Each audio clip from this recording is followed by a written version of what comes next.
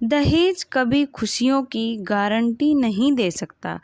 एक सुंदर सी कन्या अनामिका कॉलेज में अपना ग्रेजुएशन पूरा करती है। तभी उसकी मुलाकात एक लड़के राहुल से होती है। राहुल भी बहुत स्मार्ट और माता पिता का आज्ञाकारी बेटा है। दोनों एक दूसरे को पसंद करने लगते हैं। दोनों का ग्रेजुएशन पूरा होता है। राहुल अपने शहर में जॉब करने लगता है और लड़की भी एक अच्छी जॉब कर रही है।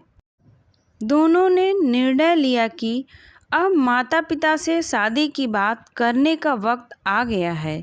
लेकिन परेशानी यह है कि दोनों की कास्ट अलग अलग है।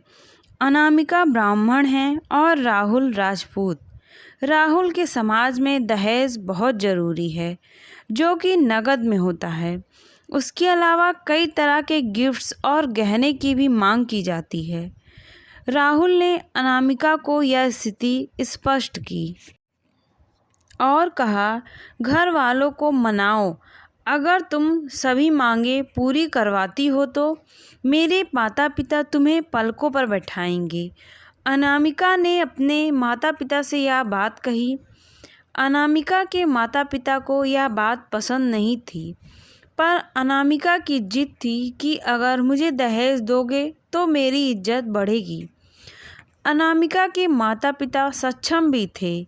बिना मांगे भी अनामिका को बहुत कुछ दे सकते थे, पर उन्हें इस तरह दहेज की मांग करने वाले लोग पसंद नहीं आ रहे थे। लेकिन माता पिता अनामिका की खुशी चाहते थे। उन्हें यह डर था कि कहीं उनकी बेटी ये ना सोचे कि वे अपनी बेटी को कुछ देना नहीं चाहते। इसलिए उन्होंने सभी शर्तें मानी।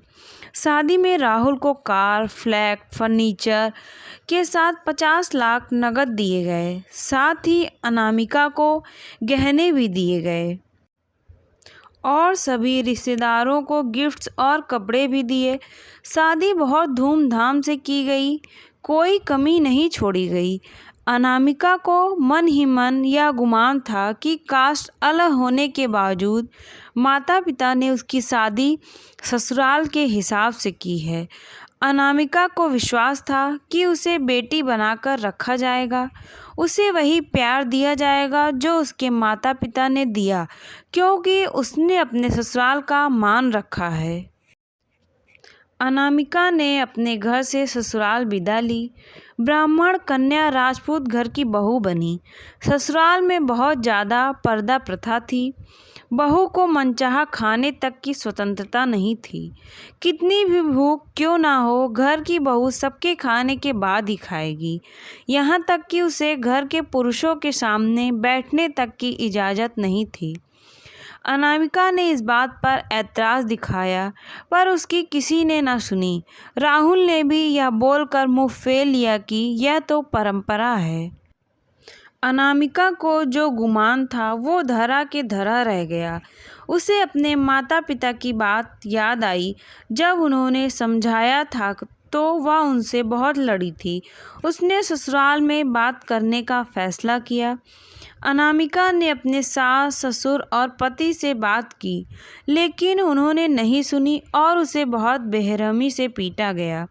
अनामिका ने भी कभी ऐसा व्यवहार नहीं देखा था।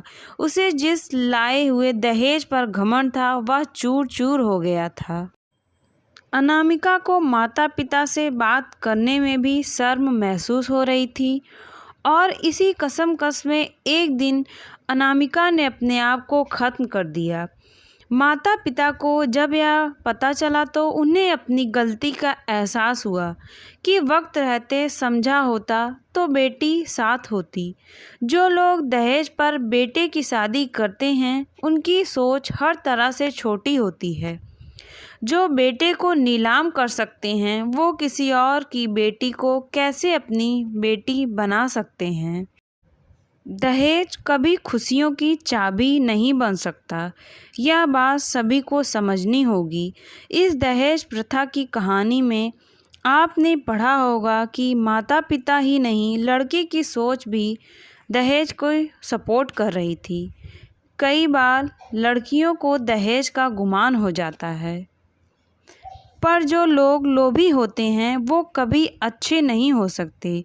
यह बात सबको समझने की ज़रूरत है। कहानियाँ जीवन में बहुत मायने रखती हैं। कई बार बड़ी से बड़ी डिग्री भी ज्ञान नहीं देती और एक छोटी सी कहानी जीवन बदल देती है। शिक्षाप्रद कहानी को आधार बनाकर अपने बच्चों को जीवन का सच्चा ज्ञान दें। गरिमा की कहानियाँ अच्छी लगे तो गरिमा की कहानियाँ चैनल को लाइक और सब्सक्राइब करना ना भूलें। राधे राधे।